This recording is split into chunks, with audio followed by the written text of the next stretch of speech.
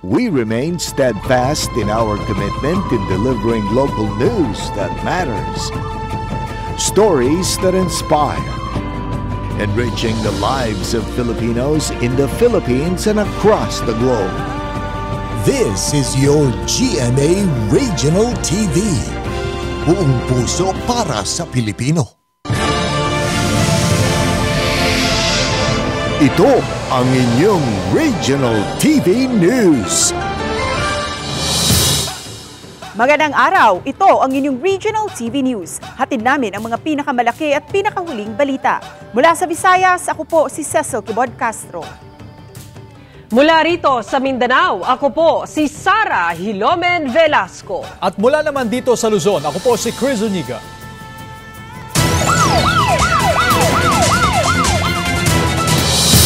Nagrambol ang grupo ng mga basketball player at kasamahan sa gitna ng basketball court sa liga ng isang barangay sa Cagayan de Oro City para sana sa kanilang kapistahan. Narito ang report ni Cyril Chavez ng GMA Regional TV 1 Mindanao.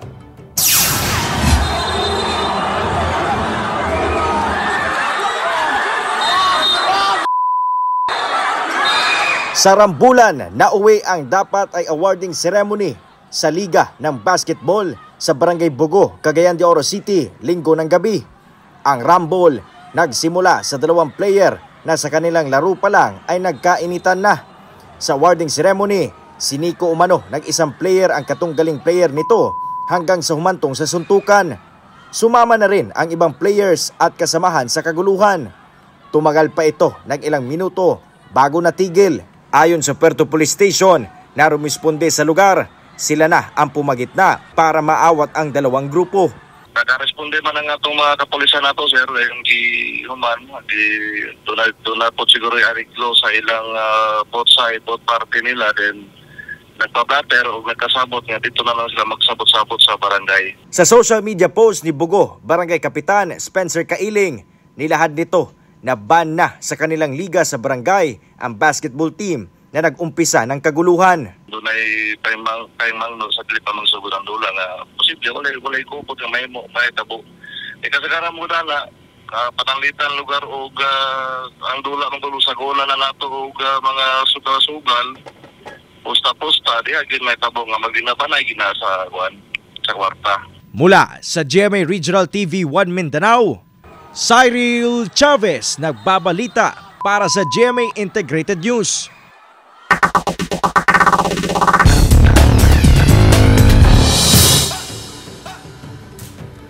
Isa ang patay habang 5 ang sugatan sa salpukan ng tricycle at truck sa Calasiao, Pangasinan.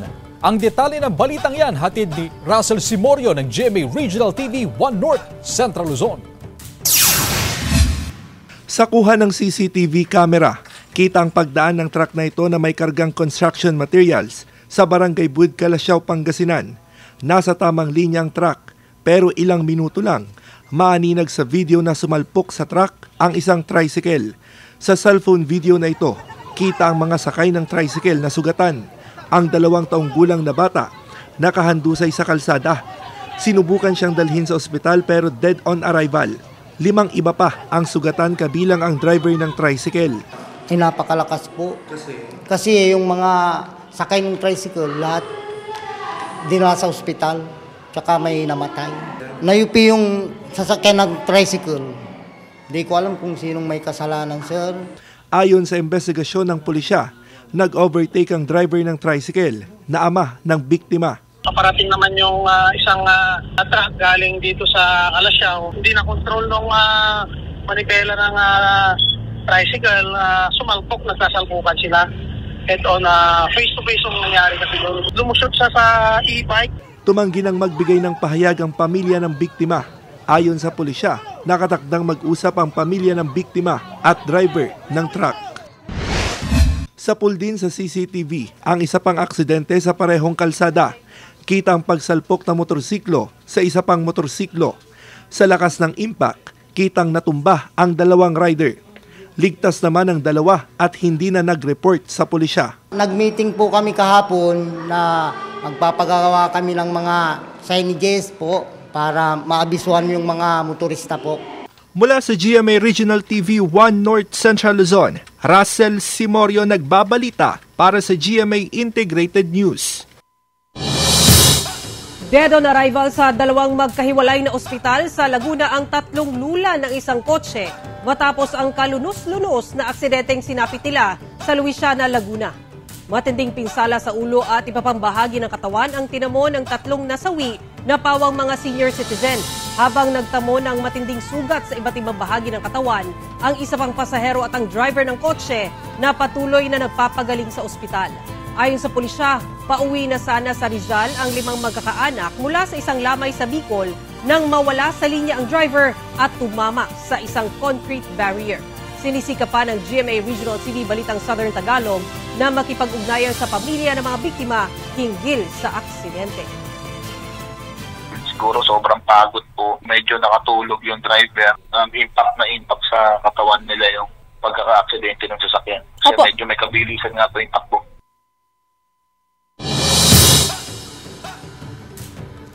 Apat na magkakaanak sa Santa Cruz, Davao del Sur ang umano'y nalason sa kinain nilang pufferfish o butete. Namatay rin ang ilang alagang hayop na nakakain ng tirang ulam na pufferfish. Ang detalye sa report ni Argel Relator ng GMA Regional TV 1 Mindanao.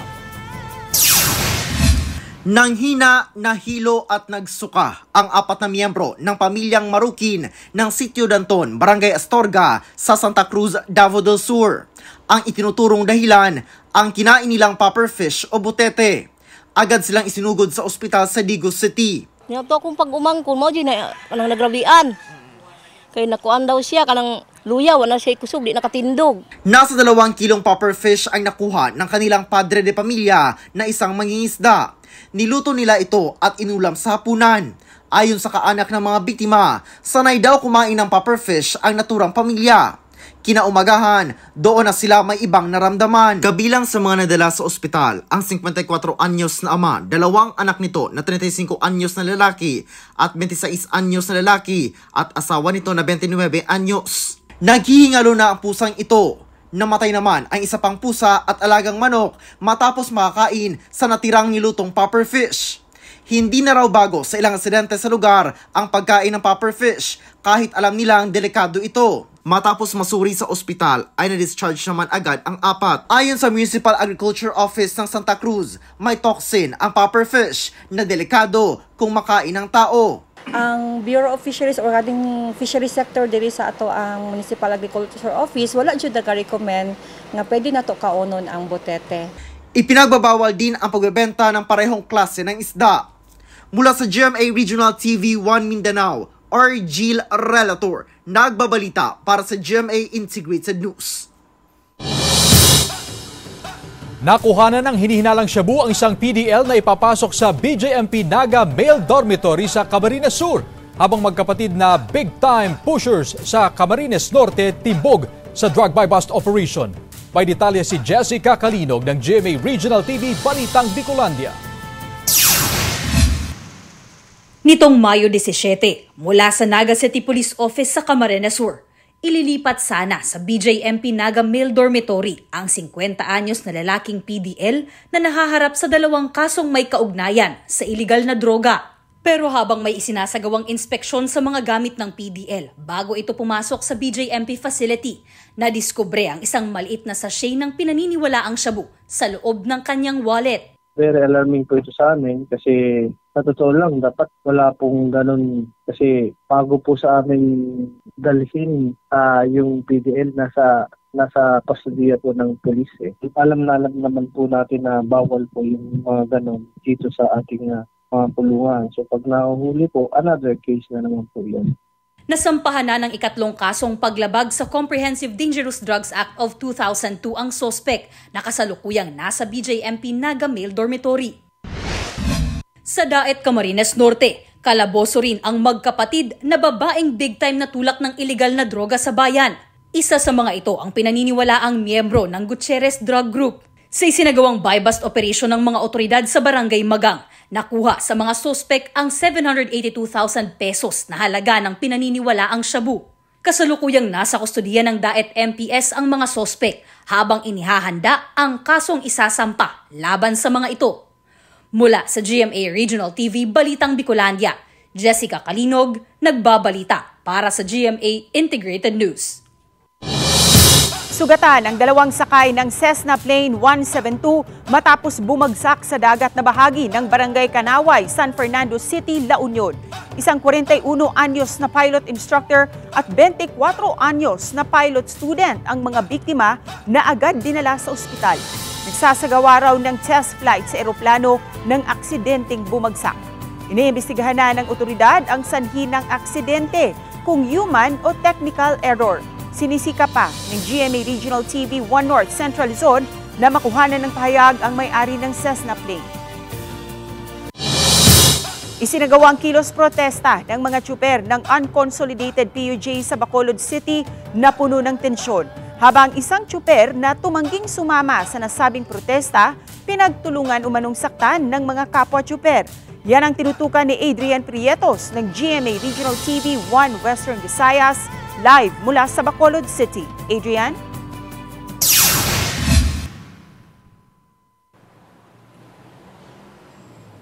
Yes, Cecil, mga puso, may grupo pa rin nga ng mga tsuper at operator dito sa Bacolod City na nagsasagawa ng protesta bilang pagpapakita na lang ng kanilang pagtutol sa PUV Modernization Program ng National Government.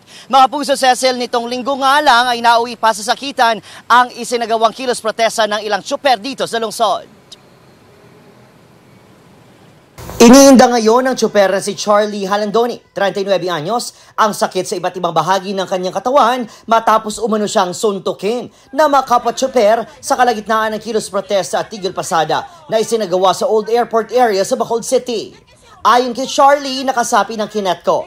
Habang sakay ng kanyang ipinapasadang jeepney, hinarang siya ng maraliyista na mga miyembro ng Bacolod Manibela. Hinikayat daw siyang sumama sa tigil pasada at sa protesta, ngunit tumanggi ito. Pwede ayo, pero hindi ka mo manakit. Maliban sa sinasabing pananakit sa tsuper, nawala rin umano ang 5,000 piso nitong pang-boundary sana sa kanyang operator. Ang gulong ng kanyang jeepney, binutasan pa umano ng kanyang nakaaway na mga kapwa-tsuper. Budlay gani, kay kung sa ila ka mamatay ng aligasyon, amo gina sirang matabo. Amo gina ya, hindi gina sila magako.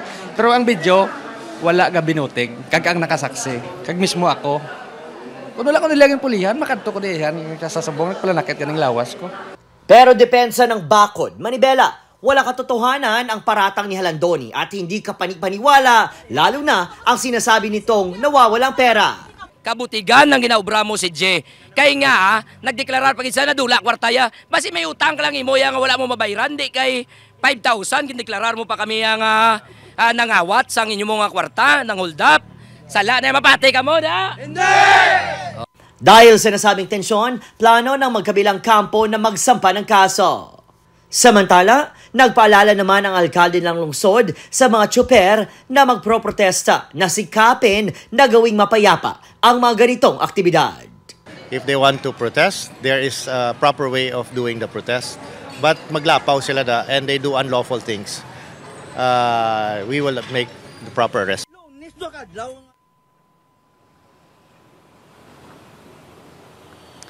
Mga puso, nagpapatuloy sa ngayon ang tigil pasada ng grupong Bacod Manibela. Plano na rin magdagdag ng Bacolod City Police Office o BCPO ng police personnel sa mga protest sites upang masigurong hindi na mauulit pang nasabing insidente. Cecil? Maraming salamat, Adrian Prietos ng GMA Regional TV 1 Western Visayas. Samantala, business as usual ang transaksyon sa munisipyo ng Bamban, Tarlac ngayong araw sa kabila ng kontrobersiyang kinakaharap ng alkalde ng bayan na si Mayor Alice Guo. Gaya ng Treasury Office na patuloy ang pagtanggap ng mga transaksyon at mga nagbabayad sa munisipyo. Tuloy din ang trabaho ngayong araw sa iba pang departamento. Habang sa harap ng munisipyo ng Bamban, maaga nagtipon-tipon ng mga taga-suporta ni Mayor Alice Guo para sa isang programa. Paraan daw ito para ipakita ang pagmamahal at suporta sa kanilang alkalde na dumadaan sa matinding pagsubok. Ang ilang nagsalita nagpahayag ng pagkadismaya matapos ang madawit sa issue ang personal na buhay ng alkalde. Inaasahan din na tututukan nila ang Senate hearing ngayong araw kaugnay kay Mayor Alice Guo. Inireklamo ng isang pasahero ang isang taxi driver sa Cebu na naningil na mahigit 300 pesos na flag down rate. Umano'y overcharging, iniimbestigahan na ng LTFRB Region 7. Makibalita tayo kay Alan Domingo ng GMA Regional TV Balitang Isda. Kuya, dili maayo ang imuhang gibuhat kay nganong gi-start nimo og 353 ang meter nga kabalo ko nga tag 40 gyud ang starting sa meter. In-upload ng netizen sa kanyang social media ang insidente. Ayon kay Leonila Deodora Gopio, papunta siyang Mactan Cebu International Airport mula sa Cebu City Pier area nitong May 12. Laking gulat na lang niya nang makita na nasa mahigit 350 pesos ang pumapatak sa metro ng taxi. Pagdating sa airport, iginiit ng taxi driver na nasa 600 pesos ang kanyang babayaran. Hindi kumbinsido si Gopio lalo na't hindi umano mabigat ang daloy ng trapiko papuntang airport. Subalit inamin niya na hindi kaagad niya tinawag ang pansin ng driver hanggang narating nila ang airport. Arungon ninyo, ug usay rate ninyo, ug pila ra ang meter, maura gyud ang inyong pangayoon. Dili kay magbuot-buot mo nga magkuan mo pakyaw-pakyaw mo. Dili na lang mo mag-taxi driver. Ang reklamong nakarating sa atensyon ng LTFRB 7 ay agad na inibisigahan ng ahensya. Nakatakdang ipatawag ng LTFRB 7 ang operator at ang taxi driver na sangkot matapos makumpirma ang sinakyang unit ng reklamante. Giit ni Ray Elnar, Chief Transportation Development Officer ng LTFRB 7, bawal ang ginawa ng taxi driver, kasamang susuriin ang taxi unit. Ako ipatawag ang operator na ipatawag na akong driver sa ang unit kaya para mo ma-inspeksyon. Okay. Bawal kay wala nagasunod sa atong official nga kuan katong flag down sa usa ka taxi. Mula sa GMA Regional TV Balitang Bisdak, Alan Domingo nagbabalita para sa GMA Integrated News. Kasing tindi naman ang init ng araw ang karera ng mga kalabaw sa Talavera, Nueva Ecija, na bahagi ng kapistahan ng patron na si San Isidro Labrador. 41 kalabaw na nagmula pa sa iba't ibang bayan ng Lumahok. Kanya-kanyang diskarte ang mga hinete para manalo sa laro. Dagsa rin ang mga manunood na may kanya-kanyang pambato. Bukod sa premyo, proud daw ang mga may-ari ng kalabaw sa performance ng kanilang mga alaga. Susunod, lalaki na ng blackmail sa dating kasintahan, arestado sa Naga City, Camarines Sur. At kabayo na nahulog sa abandonadong septic tank sa Davao del Sur ni Rescue. Yan at iba pa sa pagbabalik ng Regional TV News. Ito ang inyong Regional TV News. Ito ang inyong Regional TV News. Tinupok ng apoy ang isang bahay sa Barangay Panay Norte, Magsingal, Ilocos Sur. Mabilis kumalat ang apoy dahil gawa sa light materials ang bahay. Ang extension wire kung saan nakakabit ang electric water pump ang tinitingnang sanhi ng sunog. Walang naisalba ang pamilya. Panawagan nila ay tulong para muling makapag-umpisa. Payo naman ng BFP, iwasan ng octopus connection at overloading sa outlet at paggamit ng extension para maiwasan ang sunog.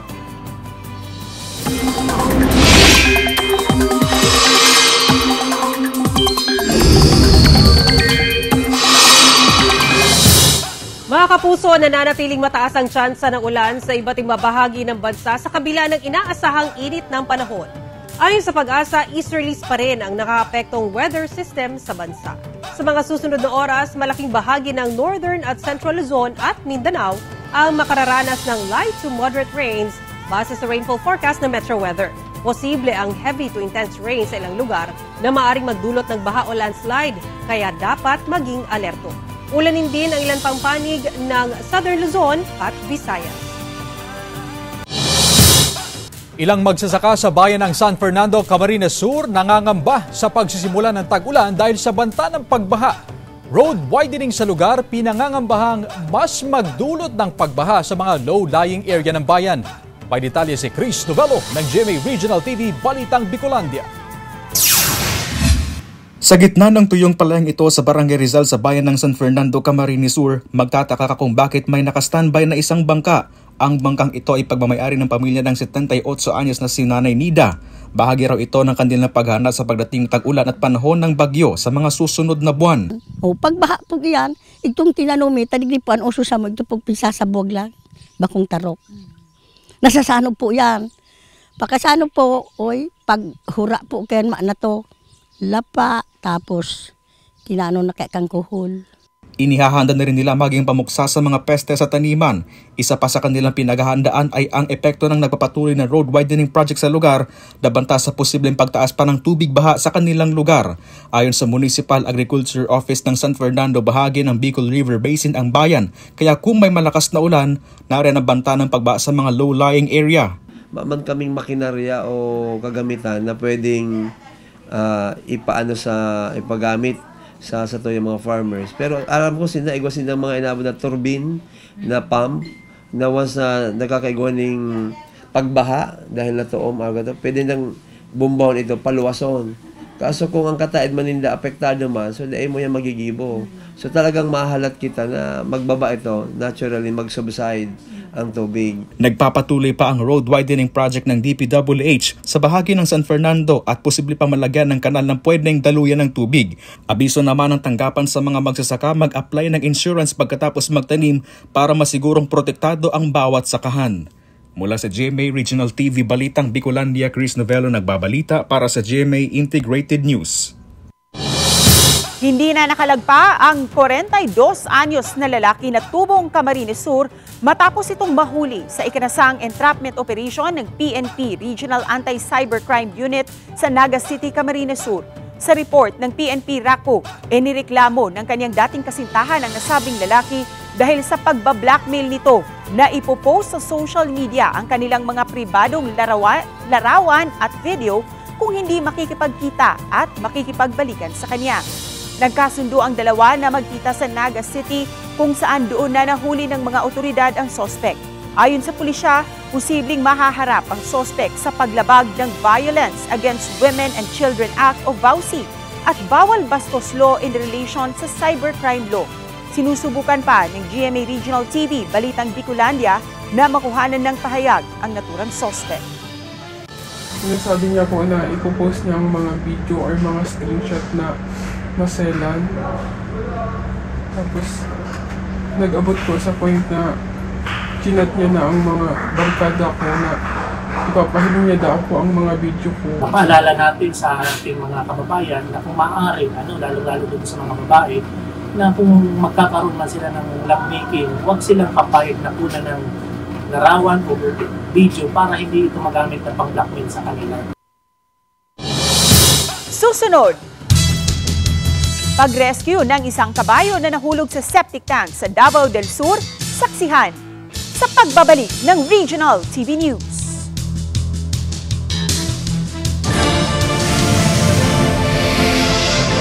Ito ang inyong Regional TV News.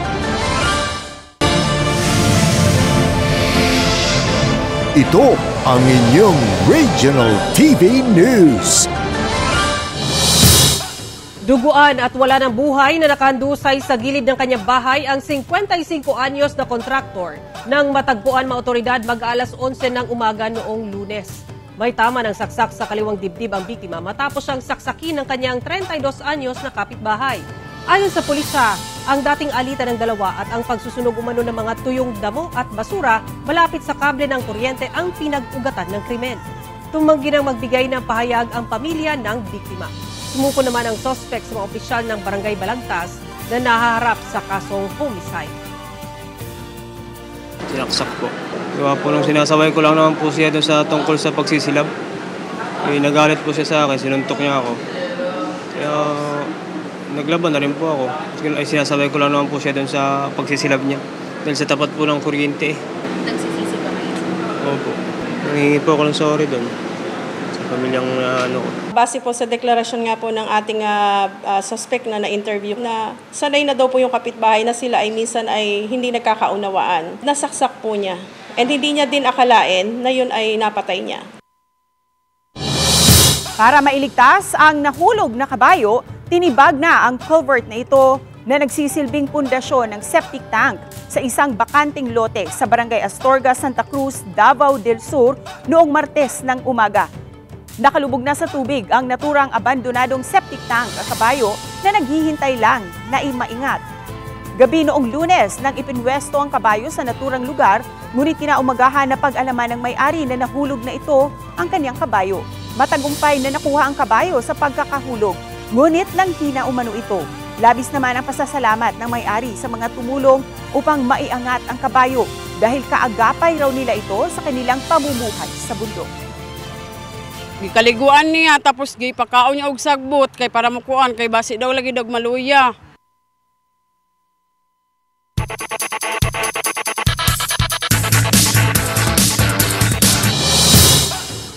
Sa sports, EAC Generals babawi sa do-or-die game sa Linggo, May 26 laban sa Perpetual Altas sa Game 2 ng NCAA Men's Volleyball Finals. Baon ang mga natutunan nila sa finals ng Game 1 ng NCAA Season 99 Men's Volleyball Tournament laban sa defending champion at undefeated Perpetual Altas at bilang mga magigiting na general, tuloy pa rin ang kanilang laban. Handa ng mga general at nangakong sa Game 2 ng Finals, no retreat, no surrender.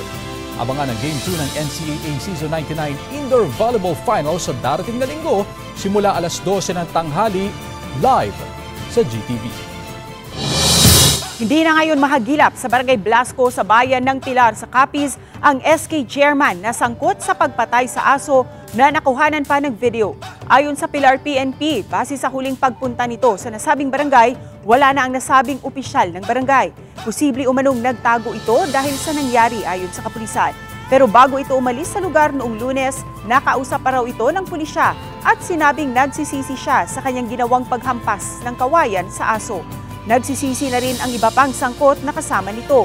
Matatandaang mismong ang may-ari ng aso ang humingi ng tulong sa mga residente na patayin ang aso dahil kinakain daw nito ang mga alagang manok at natatakot din umano ang iba pang residente. Samantala, nakatakdang magharap sa barangay sa Huwebes, May 23 ang Animal Welfare Group mula sa Maynila, ang barangay officials, ang mga sangkot at ang kapulisan. Dahil ko na ito ang SK, ginala ko na malocate itong basi nagpinanago. Dami na man sila sa ginobra nila, grabe ginusyo nila. Samantala, mapapanood niyo pong episode na ito sa official website ng GMA Regional TV, www.gmaregionaltv.com. Pwede rin kayong bumisita sa aming official YouTube channel, GMA Regional TV, at i-click ang subscribe button para sa pinakamainit na balita mula sa mga rehiyon. Nais naming pasalamatan ang mga kapuso sa iba't ibang panig ng Pilipinas, maging ang mga kapuso natin abroad. Dahil sa GMA Regional TV, local news matters. Kami ang Regional TV News, buong pwersa para sa mas malaking misyon at mas malawak na paglilingkod sa bayan.